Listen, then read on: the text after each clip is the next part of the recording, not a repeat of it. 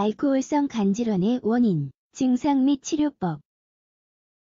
알코올은 대부분의 국가에서 합법적 약물이며 전 세계에서 가장 많이 소비되는 약물이기도 하다. 대개 알코올이 신체에 주는 부정적 영향을 과소평가하는 경향이 있거나 심지어 깨닫지 못하기도 한다. 예를 들어 알코올성 간질환에 대해 아는 사람은 거의 없다. 알코올성 간질환은 음주의 결과로 간에 염증이 생기는 것을 특징으로 하는 질환이다. 무증상인 부상이지만 장기적으로는 간에 회복할 수 없는 손상을 일으킬 수 있으며 심지어 간암과도 관련이 있다. 무증상이라는 사실 때문에 이 질병의 발병률을 계산하는 것은 거의 불가능하다. 그러나 우리는 알코올 의존증 환자의 거의 35%가 이 질병을 앓고 있다는 것을 알고 있다. 이 기사에서는 알코올성 간질환에 대해 알아야 할 모든 것을 설명한다. 알코올성 간질환이란?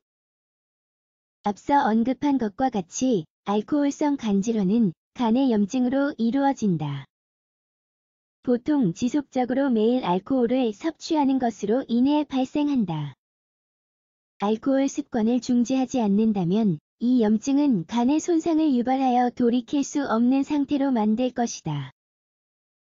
과학자들은 이 상태가 나타나기 위해서는 성별로 다른 하루 분량의 술을 마셔야 한다고 추정한다. 즉, 10년 동안 하루에 알코올 30에서 60g 표준 음료 3에서 6잔을 마시는 남자는 이 병리를 발달시킬 것이다. 여성의 경우 하루에 20에서 40g 표준 음료 2에서 4잔을 마시면 충분하다. 이 차이는 여성은 체내에서 알코올을 대사하는 능력이 낮기 때문에 알코올에 대한 허용치가 여성이 남성보다 낮다는 사실에 근거한다. 그러나 위험이 항상 관련되어 있다는 것을 명심해야 한다. 심지어 더 짧은 기간에 더 많은 양의 알코올을 마신다면 위험은 상당히 증가한다. 진실은 알코올성 간질환이 있는 사람 중 15에서 40%가 간질환으로 진행된다는 것이다. 알코올성 간질환의 증상.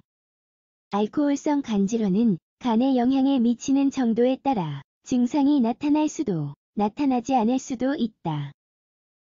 많은 사람들이 무증상이며 의사는 오직 혈액 검사를 통해 이 손상을 감지한다.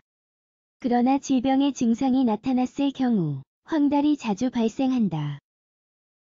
이는 빌리루빈이 혈액 속에 축적되므로 피부가 노랗게 변하는 것이다.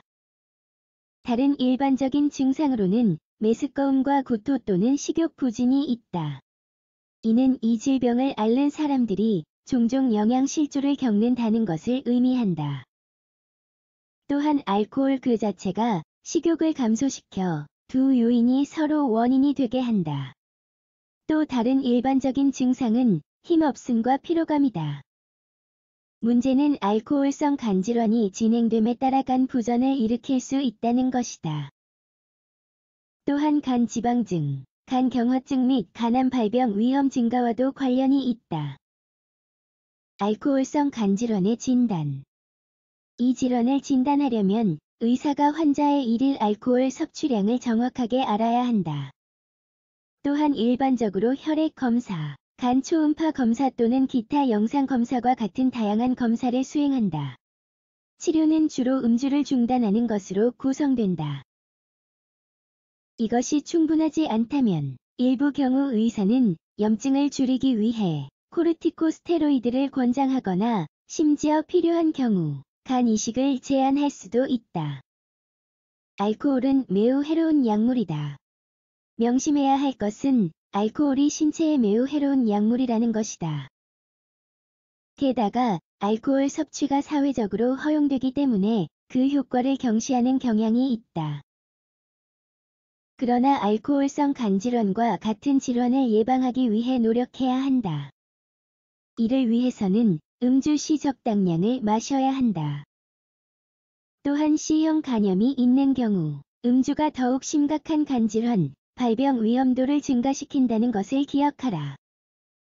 마지막으로 알코올 중독과 의존증 극복을 위한 많은 요법과 치료 방법이 있다는 것을 아는 것이 중요하다.